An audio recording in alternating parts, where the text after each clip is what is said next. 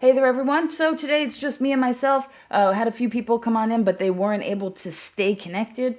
So I'm thinking the bad weather is knocking out some, some connectivity in some places. So we have a few things to talk about. We have The Chrysanthemums by John Steinbeck, written in 1937. We have Over the Rainbow by Yip Harburg, written in 1939. Guess what? You know this. And if you don't, you need to watch The Wizard of Oz because it comes from there.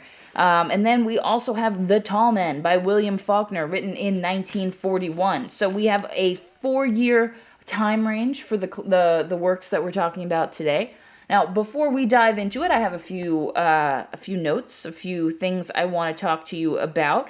The first thing is that if you try to send me an email or contact me tomorrow, I will be unavailable for part of the day. And that's because I get my second COVID vaccine. Yes, maybe life will get to return to normal. Just please, a little. I'm really tired of being home all the time. But, that's so I'm going to be, driving there. I have a few hours off to drive there, get my vaccine, hopefully not have any side effects. We'll see. All right, so I'm super jazzed, and I hope that some of you have been able to get your vaccine, and if you have not yet, that you are able to soon. So I'm going to be unavailable for part of the day tomorrow. That is the first thing. If you need to get in touch with me, please send me an email. As soon as I see it, I will respond. So just give me a little bit of extra patience tomorrow. All right. So the second thing I want to talk about is Monday. Unfortunately, yet again, I have to push office hours back. Okay. So on Monday, April 19th, office hours will be from 3 p.m. to 9 p.m. instead of the usual 10 a.m. to 12 noon. Again, for the same thing, I have to be back on campus for a meeting that I was not able to get out of. So I truly apologize for having to shift office hours around. But hopefully this means that more people are going to be able to, maybe pop in if you have any questions. All right, so those are the first two announcements. The third is a reminder that our peer review for the research paper outline is due on Friday. So please keep that in mind, okay? So please keep that in mind. Also keep in mind the comment that I made to you guys, the reason that I offered you an extension to turn it in over spring break, which is typically a lot of the time, for some reason, people are focusing on their sources still rather than focusing on your own ideas and on your primary source. In literary analysis, as you should have learned in 1102, it's the same kind of essay. It's all about that primary source, developing ideas from it, just like we do in class, digging through these stories, finding connections, making potential ideas and things like that, kind of drawing them together with inferences and the information that the story kind of drops like breadcrumbs. Okay, so it's that same thing. So just to remember, please, if you notice that your peers are struggling with that, if it's mostly focused on secondary source material, please make sure to tell them, like, hey, make sure that you add some stuff in your primary source and your own ideas in there. All right, so that would be awesome. After that, the next week, right, we've only got a few weeks left. So next Friday, not this coming Friday, next Friday, we have our research paper itself that is worth the most of any assignment in this class. So please, please, please make sure that you do it and that you submit it on time. Sorry, there was a weird glare from my glasses that I just realized. If you are having an issue on Blackboard or anything like that, please email it to me. Really, I just need it by the deadline. That's the big thing. Get it to me by the deadline and we're good. Okay? The next thing is the week after that is the final week of class. And we have our discussion board portfolio due on that Friday. So please think about please think about the posts that you may want to revise for it. That sort of thing. Look back through. If you've noticed, I haven't been providing comments as far as grades go. I just click off the boxes in the discussion boards themselves because I want you to go back through and kind of look into where your pitfalls were, what kind of happened. And then if you got a perfect score and you feel like it can still be strengthened, you can choose that one and just strengthen it up, right? Buff it up, make it really nice and shiny and, super strong. Okay. So please do that. Please consider the types of, or the posts that you may want to use as the responses from your peers as well. So please do that. This assignment will take some time to go back through. So please don't wait until the last second, right? Give yourself at least a couple of days to work through this and to really kind of dig it up. All right, so those are the big things that I wanted to talk about. So putting this to the side, let's now talk about the chrysanthemums. Now, I love this story. I think it's great. It's very subtle. It's short. You feel like there's not a lot going on. In fact, in a nutshell, what happens? Well, it's this lady who's out gardening. She sees her husband doing a business deal. He does a good job. He says, hey, let's get dinner. She's like, sweet, let's do it. Someone comes up and is like, hey, you need to get some dents out of your pots and pans, maybe sharpen some scissors. No, it's cool. I don't need that. Sure. And then he talks to her about her flowers. She gives some flowers to give to the lady down the road. And feels really good about herself. Then she decides to let him hammer out some dents in some pots. And then he goes, and as she's going to dinner with her husband, she finds the chrysanthemums on the side of the road. But guess what? He kept the pot because it's depression times and everything is worth something. That's the chrysanthemums in 20 seconds. But there's a lot packed in here, right? First off, we find out that, this is occurring in a valley, right? The Salinas Valley, to be specific, in California. And so just the fact that it is in a valley, any valley, it could be any valley. This is a symbolic moment, right? This setting is symbolic. We know that a valley is like hills on both sides and then the dip in the middle, right? And they're in the dip in the middle. So that, coupled with the fact that there is fog, there is no sunshine, it's December, and there is no rain thus far, right? This is a lonely, this is an isolated, this is a place that is bleak and mysterious and makes Elisa invisible, okay? So that's our starting point. We know all of this just from that first page. And, we really haven't seen much about any of the characters yet, okay? But then, right after that, we find out, like, hey, there's men's work, which is the farm work, and then there's women's work, which is the house and the gardening. And we can see that in the way that she behaves toward her husband.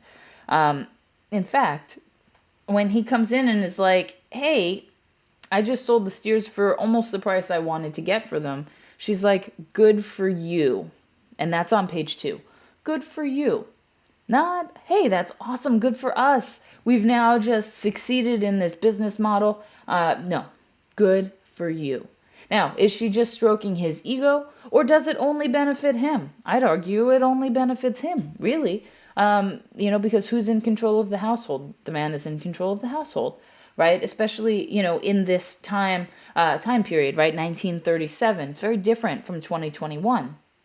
So, we see that distinction between Elisa and her husband. But the interesting thing about Elisa is that based on her qualities, right, her characteristics, and based on how she is dressed, at least out in her garden, there's some ambiguity in her gender in a way, right? She's almost androgynous, right? Equally male and female. We see that, her face, when Steinbeck describes it, is eager and mature and handsome, right? These are all masculine qualities, especially when you're thinking of 1937. Now, of course, eager and mature, in 2021, those could relate to women, right? But 1937, you guys. So you really want to keep that in mind. Then we find out that as she's working with her scissors, she is overeager and overpowerful. Definitely masculine attributes. Okay, so we see that she kind of pushes the boundaries of gender norms, at least while she's in her element, while she's in her garden. So she is essentially a god or a lord or the king, I guess, of her garden. Because not only does she decide where everything goes, how organized it is, which we know it's meticulously organized. We know that she is very careful about where things are planted, how they're planted, what kind of soil she uses. We know all of that based on the little blurbs that are left in there. But we also know, based on this quotation from page 2, Her terrier fingers destroyed such pests, referring to sow-bugs, snails, and cutworms, before they could get started, of course, eating her plants. So she controls what she allows to come in and out of her garden. Interesting, right? Because someone who is who seems to cede as much control as she does to her husband is really on top of things in her garden, right? So this makes her this very interesting person in the sense that in one way she's very confident and very capable, and then she's kind of put into a role, or she assumes this role of being kind of a second-class citizen in a way, right? So we really want to keep that in mind. Now, we also see as this guy comes up to, ask if she needs any dents hammered out of pots and pans and things like that, of course, he's pretending he's lost. Is he actually lost? Maybe. But also, he's not passing up an opportunity to get some business. I mean, Great Depression, even though it's toward the end, I don't really blame him. But we kind of see this sort of calculation, like, hey, can I get some directions? But also, hey, you need anything sharpened? I'm really good with scissors. So we have an interesting kind of dynamic there. He's hoping to get something from her. She's hoping to, get something from him as soon as he starts taking interest in her flowers. Because you know what? Before then, he's like pressing, like, hey, you sure you don't have anything with dents? Are you sure? Are you sure? And she, what does it say? Page 4, her eyes hardened with resistance, right? She is a strong woman. She's happy to, chew the fat and have a fun conversation, right? In fact, they laugh about the man's dog. We never find out the man's name, by the way, because guess what? He could be anyone. He is just a representative of outside of her life. So we have that. There's also now this sort of unyielding, hardening in her eyes is juxtaposed with that reaction that she has when he starts asking about her garden, right? And remember, juxtaposition is putting two extremely unlike things, like opposite things, right near one another. So she's like about to be like, no, get out. And he's like, hey, nice garden. And then she just kind of melts, right? Which tells us, she doesn't have a lot of people that ask about it. Her husband says, wow, you do a really great job with the garden. But then he couches it with, like, it's a shame you can't put those skills to use in the orchard, suggesting, like, and kind of do something beneficial with your life. I don't know. So, someone who's genuinely interested in her garden, or who she perceives to be genuinely interested in her garden, is going to be something that she's interested in engaging with. Okay, he decides that he wants to share her chrysanthemums with a lady from down the road. He starts, asking, hey, can I bring those to the lady up the road? Really, he wants seeds, and then she explains why seeds don't work. And then she offers to give him some little, I don't remember exactly what she calls them, like little baby plants that haven't rooted yet. Now, I'm going to pose this question to you guys. Obviously, you can't answer since you're watching, after the fact. But do you think this man asked about her garden on accident, right? Do you think that was just lucky? Or do you think that he is, like, subtly the best salesman ever? I'd argue the latter, personally. Because, I used to work in sales, like a lot of you probably do or have. And the best way to sell something to someone is to get them to connect to you personally. And, I mean, he does that. He does that. And I don't even think he realizes necessarily that he's giving her something that even her husband doesn't give her. But, he sees an opportunity to connect with her, to maybe push his services a little bit more. It's like that old adage, you get someone to say yes, and they'll continue to say yes, right? So he's kind of playing that game, okay? So we see that. In fact, we see on page 5, the irritation and resistance melted from Elisa's face when he starts asking about it. So, well done, Mr. Salesman. Well done. But, in that moment that she's explaining to him, what he needs to tell this lady that they're giving the chrysanthemums to, about how to care for them and cultivate them, she becomes a teacher. And you know what? She is so confident and capable in that role. And that's a role that she is not typically given the opportunity to have. And, we can kind of tell that, because she gets very, very excited, right? She gets so specific. When she's talking about her instructions is on page 6. She's like, this happens in September, this happens in blah, blah, blah, right? Specific months, saying, cut back to this, switch to, hey, this kind of soil, not any old soil. You tell her like this, right? And she's literally holding it in her hands. So she takes this opportunity to really have fun with it. And then, we get into this sort of spiritual element, that kind of is borderline sexual. Maybe not so borderline. Maybe it's just like straight up sexual. Because she sees, let's see exactly where is that. I believe it's on page 7 or page 6. This is what instigates it, right? She starts saying, I can only tell you what it feels like. It's when you're picking off the buds you don't want. Everything goes right down to your fingertips. You watch your fingers work. They do it themselves. You can feel how it is. They pick and pick the buds. They never make a mistake. They're with the plant, don't you see? Your fingers and the plant. You can feel that right up to your arm. They know. They never make a mistake. You can feel it. When you're like that, you can't do anything wrong. And then she says, do you see that? Can you understand that? Right? And so, we have this moment where she gets real with him in a way that you can tell that she never does with her husband. Okay? And then, we see and then we see her physical response on page 7. She was kneeling on the ground looking up at him. Her breast swelled passionately, right? So she is in this moment. She is talking about her absolute passion. And then the man's eyes narrowed. He looked away self-consciously. Maybe I know, he said, sometimes in the night in the wagon there. And we all know where that's going, right? He feels that sort of passion too. When you talk to someone who's passionate about something, you can't help but feel it as well. Now, of course, he turned this maybe in a way that's a little bit different than others would. But then Elisa's voice grew husky. She broke in on him. I've never lived as you do, but I know what you mean. When the night is dark, why, the stars are sharp pointed and there's quiet. Why, you rise up and up. Every pointed star gets driven into your body. It's like that. Hot and sharp and lovely. Okay.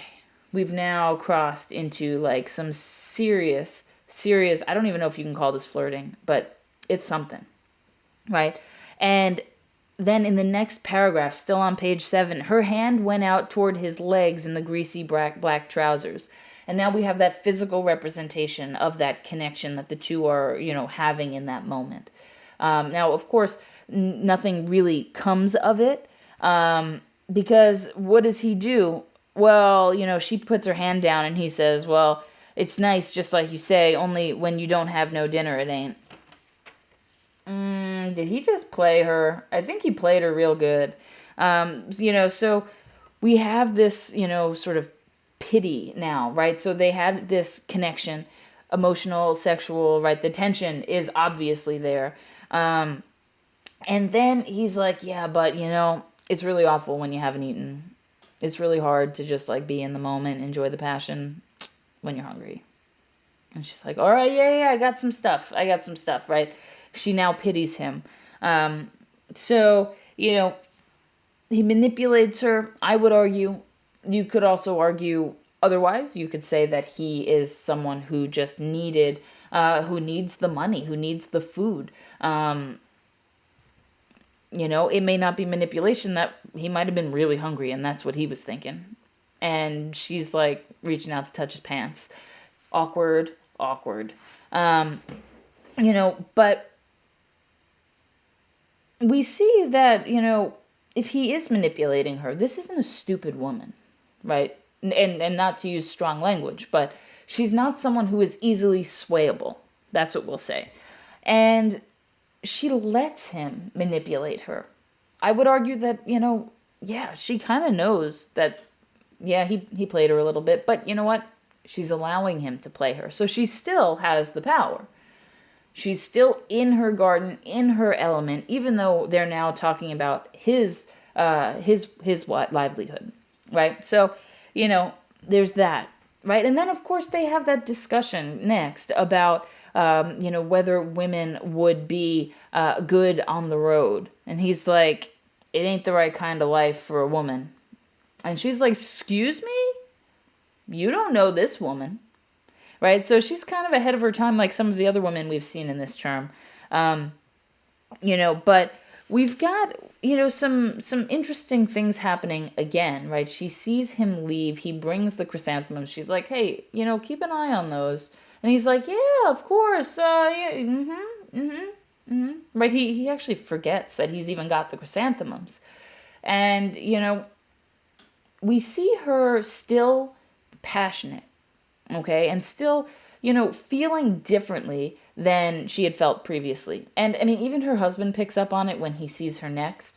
But, we see a description of her on page 8. Her shoulders were straight, her head thrown back, her eyes half closed. Sounds kind of like ecstasy, right? And I don't mean ecstasy like the drug. I mean ecstasy like the ecstasy of Saint Teresa, which is a sculpture. If you want to look that up, it looks a lot like this. It's called the Ecstasy of Saint Teresa. So go for it. You'll kind of get a visual representation of what's happening here, except the setting is a little bit different, right? Her lips moved silently, forming the words goodbye, goodbye. That's a bright direction. There's a glowing there, right? Glowing, this sort of passion, this comfort. So she's kind of having these feelings because he has validated her, right? And of course, that's only one perspective. Again, you can have another perspective on this. Since I'm talking to myself, I'm just sharing mine.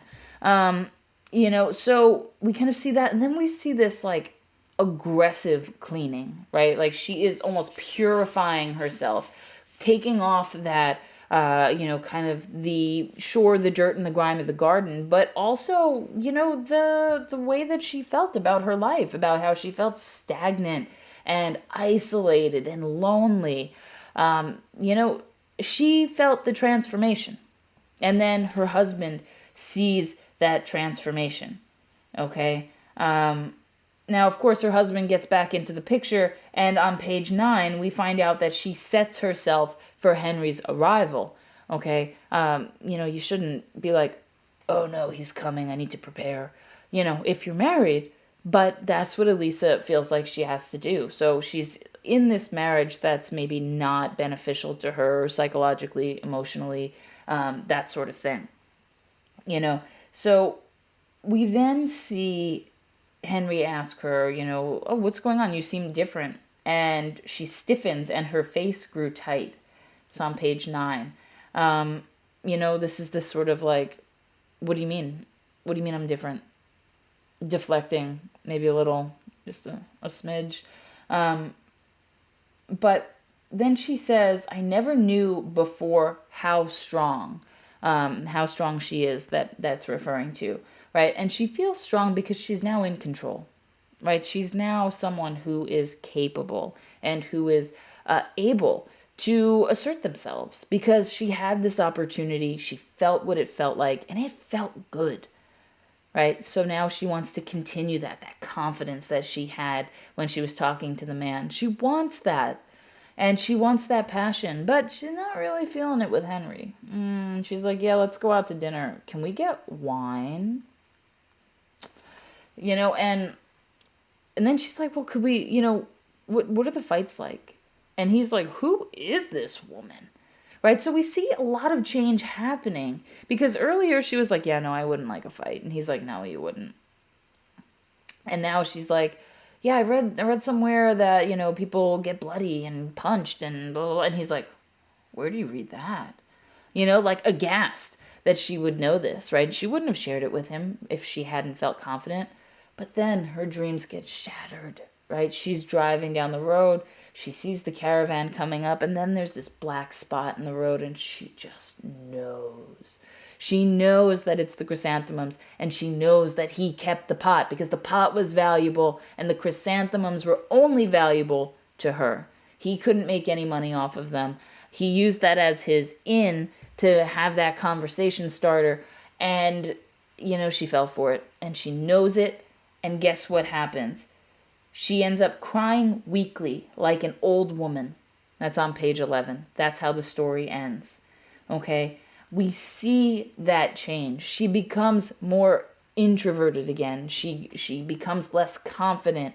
She becomes less capable. And not because she actually becomes less capable, but she loses that sort of that like strength that she just realized she had, because this stranger did not actually value what she thought he did. What an awful man. Using her to make 50 cents off of banging some dance out of pots. But on the plus side, he did show her what it felt like to be confident and capable. So, ultimately, it might take her some time to get that swagger back, but she knows what it feels like. She can find it again, right? So it's a nice little uplifting story. Of course, that ends in, a little bit of sadness. She feels weak again, but you know what? Anytime people are cut down at the knees, they do feel that weakness, and then they can overcome it. So fingers crossed Elisa overcomes it as well. All right, so let's talk now about Over the Rainbow. This is a really interesting one, okay? Because you probably know this song. You might have sung along with it as you were reading it. But we see a lot going on here, okay? So we see this idea of a rainbow. Now, the rainbow kind of makes the horizon. Things below it are kind of crummy. Things above it are beautiful. So what is this situation, right? And, we can kind of think of this rainbow as something called liminal space. And liminal space is this sort of transitional area. If you want to think of like an actual something in your home as liminal space, it would be a doorway, maybe a mirror, things like that where there's sort of a connection. A window would also be it, right? You can go through it. Maybe a mirror is not the best example because it's kind of metaphorical, right? What goes through a mirror? Well, nothing, but it looks like there's two worlds, right? The world that you're in, and then the one in reverse that looks back at you. So you kind of have that, that kind of liminality is the word for it. Now, a lot of things happen in liminal space. It becomes a transformative area. It can also mean a change of perspective, right? Again, that ties back to transformation. But we've got this idea of change, and we see it in here, okay? Right? Somewhere over the rainbow, way up high. Well, of course it's going to be high. Rainbows, where are they? In the sky. They don't happen on the ground. They happen up there, right? So that's pretty, that's just a good baseline. Sets the scene. But then we hear about the lullaby, right? This beautiful place that she's heard of over the rainbow in a lullaby, suggesting that this place over the rainbow is better, right? It's somehow more beautiful and more vibrant. And of course, this is obviously a song that is perfect for The Wizard of Oz. If you haven't seen it, go watch it, because half of it's in black and white, but it's really cool. It's a good story. So we've got that. We see over the rainbow. Actually, let's start with under the rainbow, right? What's down there? Well, we see clouds, right? That's on line 6. We see chimney tops on line 9. What colors are clouds and chimney tops? Well, they're kind of dark and dreary, right? Yeah, sure, puffy clouds, but guess what? They're still white. They're boring. It's drab. White, gray, same thing for chimney tops. What do chimney tops emit? Smoke, gray, right? So, we kind of have this sort of dreary space underneath, and then over it, what do we start to see? Of course, we see the bluebirds, and they're flying, right? That freedom that they have, that freedom that's not in the oppressive under the rainbow. And then we see that things like troubles, right, which proliferate in the sort of gray darkness, the dinginess under the rainbow, are just, they turn into lemon drops over the rainbow, right? A nice bright pop of color. Everything feels better when it's in color, right? I don't know. Does it? But we have that separation. And ironically enough, the separation, that rainbow itself, is color, right? If you want to get all sciencey, right, it's Roy G. Biv. Red, orange, yellow, green, blue, indigo, and violet, right? That's what rainbows are. So the thing that separates the kind of dull, dreary darkness of Kansas, that's the state of Kansas, if you like, to go back to the film, from Oz, right? That beautiful place. What separates it? Well, this beautiful rainbow. Okay, now, is that rainbow literal? Is it metaphorical? I leave that to you. All right? But we have that, right? And this transition between the kind of dinginess below and the bright, sunny, happy above, we see that this person wakes up where the clouds are far behind me, right? The speaker, that's on lines 6 to 7. So, we have this idea that we've now moved from, these troubles, right? And they are now over the rainbow, lemon drops, right? So it's this idea of moving through this darkness to get to the other side. Now, there could be a few different ways. It could be like in the film, oh, it was all a dream. Or it could be something a little bit more spiritual than that, right? It could be death, the act of death. You leave the earth, right? This place that has troubles and has, trials and tribulations, and then are reborn in heaven. It could be something like that. But it could also be just overcoming an issue that you're having. It could be something that simple. Having the ability to overcome and see the brightness, at the end of the rainbow. Now, the interesting thing when you bring in the setting is that this idea of freedom from earthly troubles kind of fits in perfectly. Again, we're at the end of the Great Depression. We have, people dying, people losing their land, people who are struggling, like legitimately struggling. They're going through famine. They're going through a climate crisis, right? The Dust Bowl, if you've heard of that. They're going through economic distress, right? So they're hit on multiple fronts. And coming out on the other side of that, right, which is kind of where they are, right? 1939, they're ending the Depression. So the light at the end of the tunnel is there. Or the brightness over the rainbow.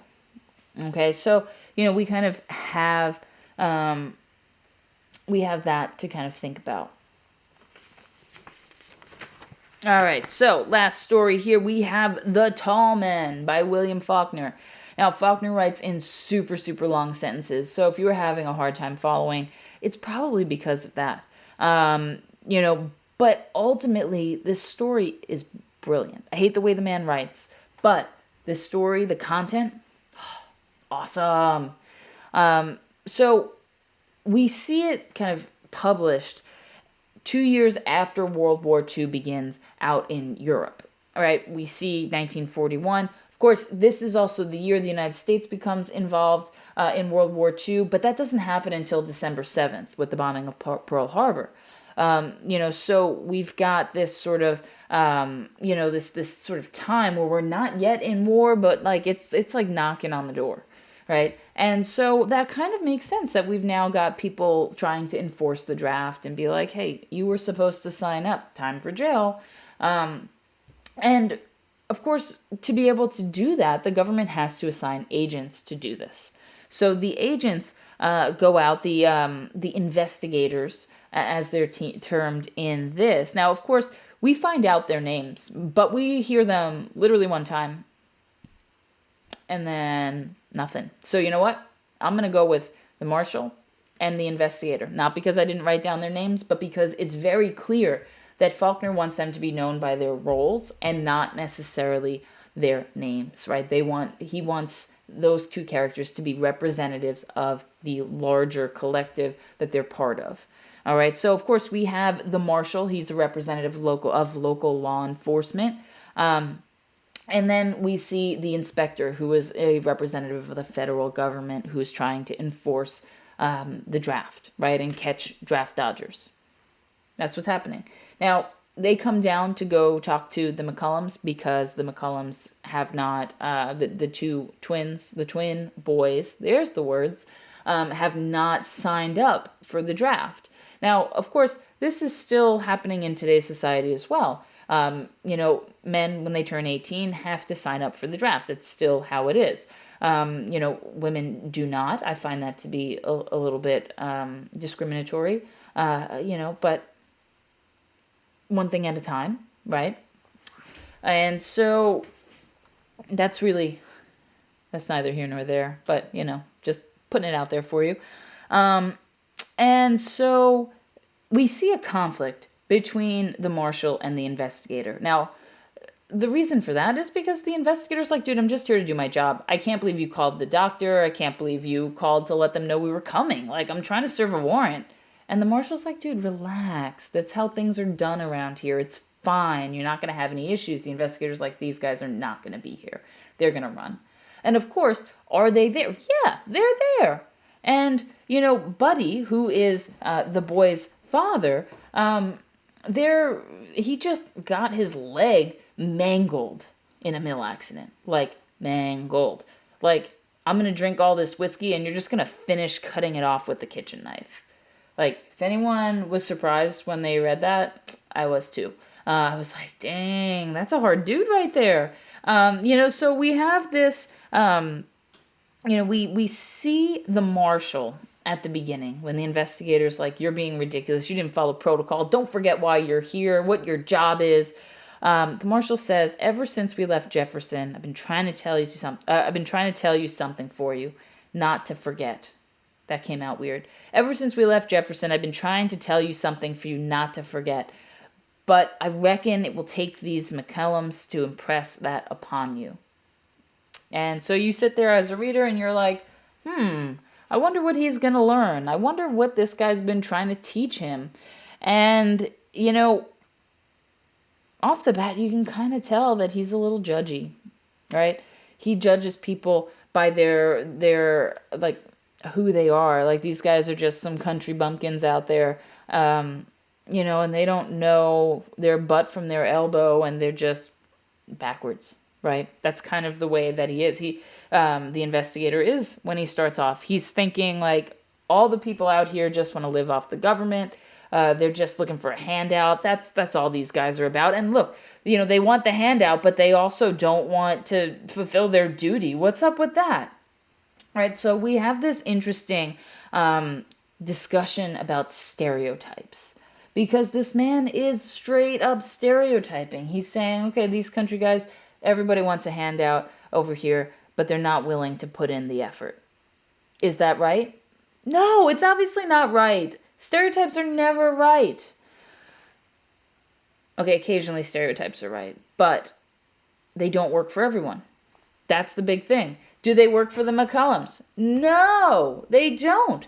And this is a really great short story that helps with teaching, right? It teaches people that, you might come in with this preconceived notion of what someone is like, but they can show you that they're nothing like that if you listen, right? If you listen, okay? Now, of course, there are occasionally people that fulfill the stereotypes, but a majority of people act as their own individual, who are capable of making their own choices, of knowing right from wrong, of being able to make decisions without relying on handouts, like we find out from the McCullums. I mean, how many times did the government try to give them money and they said, no, dude, we got this. We'll figure it out. Right? And the inspector is just sort of lumping them together in his mind. Now, of course, we find out, as the inspector does, about the McCullums. We see we see this description on page 3, right? They, meaning the McCallums, were not big, not tall, yet the house seemed so filled with tremendous men. The story is literally called The Tall Men, and yet we don't know anything about the heights of the marshal and the investigator, but we do know that the McCallums are not big men, but they're tall. Why are they tall? It's a symbol, right? They're not really tall, they're metaphorically tall. They are honorable, and they're proud, and they are they just go out above and beyond the expectation, the stereotype. They have that honor that the stereotype type suggests that they do not. All right, so we see this play out in real time. Now, of course, we see the marshal and the investigator react differently to Buddy's appearance and injury, right? The investigator is largely sheltered, right? That's it. The marshal has seen this before. His people, he lives with these people in the same community. He sees mill accidents. He knows how to talk to these people. He knows not to get squeamish when someone's leg is hanging off. He's just more capable of handling this situation than the inspector. Or the investigator, apologies. And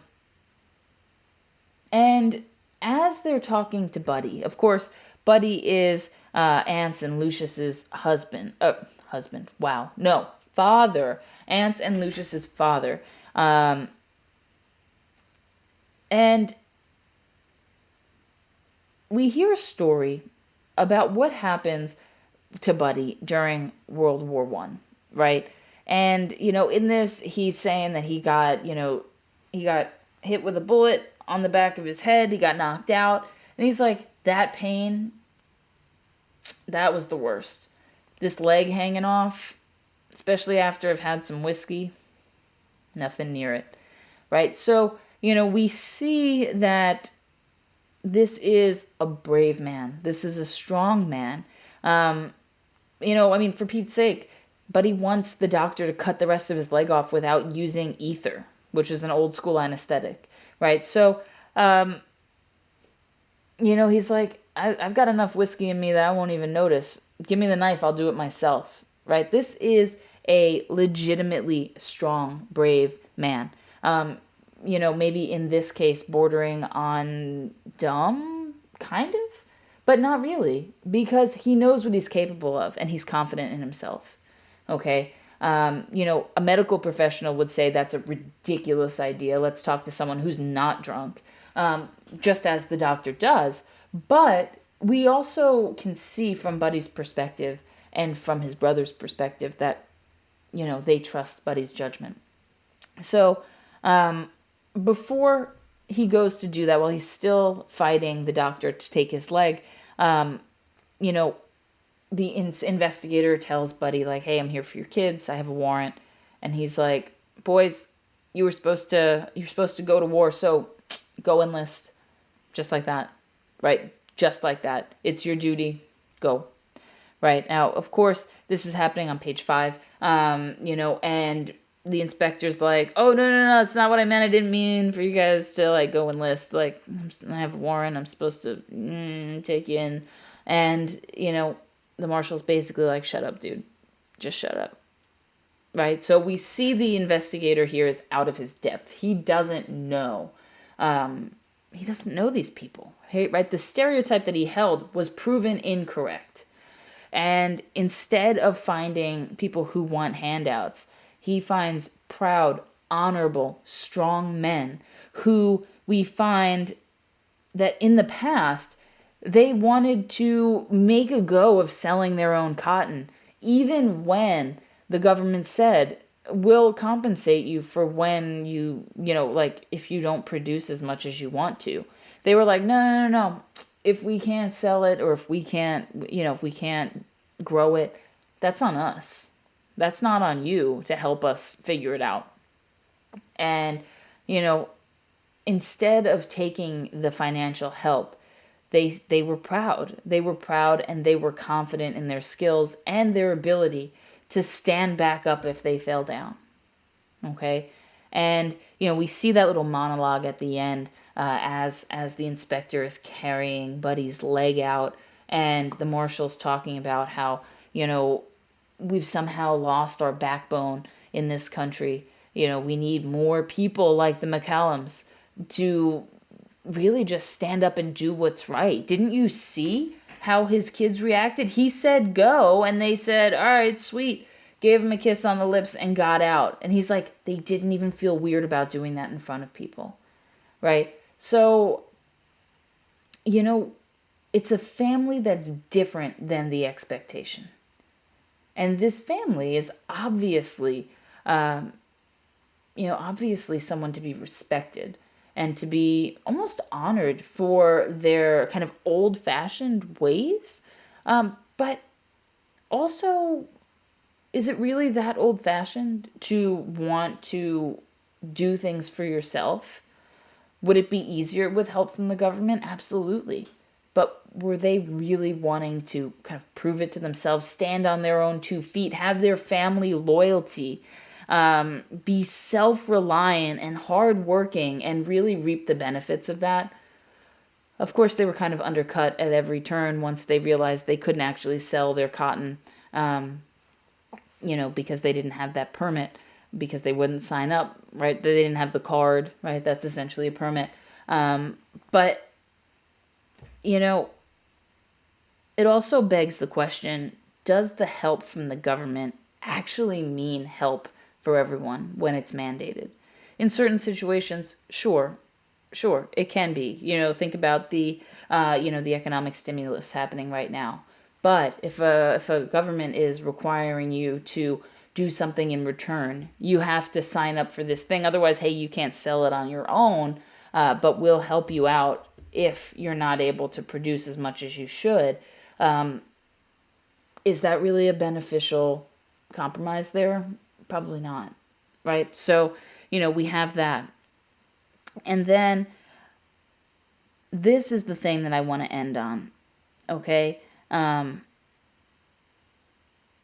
The investigator, he has now changed. He wants to continue to hold the leg. He doesn't want to put it down out of respect for Buddy. He could still feel Buddy's life in there, right?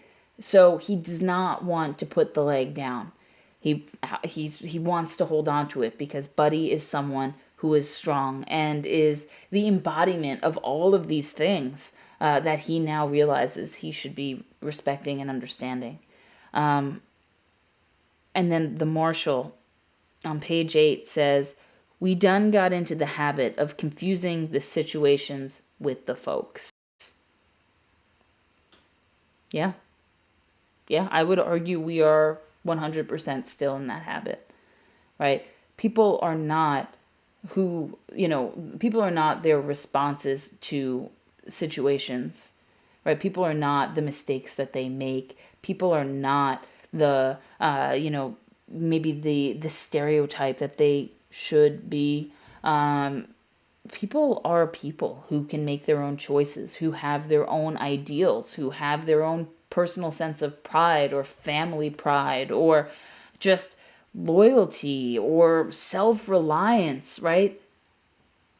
That's what people are. They're not the situations that we see them in, or not only those situations. The McCallums are so much more than a family that didn't tell their kids to sign up for the draft. They just are.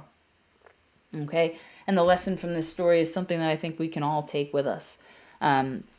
It's part of the reason why I like it as much as I do. It's just as applicable now as it was in 1941. All right, so I will leave you guys with that. If you have any questions about anything, including the research paper peer review, right, the research paper outline peer review, the research paper itself, the discussion board portfolio, anything else, just let me know. Don't forget that I will be MIA a little bit tomorrow because of my vaccine.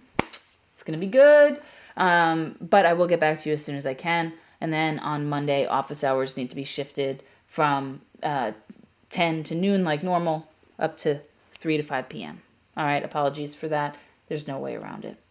All right, you guys have a great rest of your night. Do great things. I'll see you next time. Bye.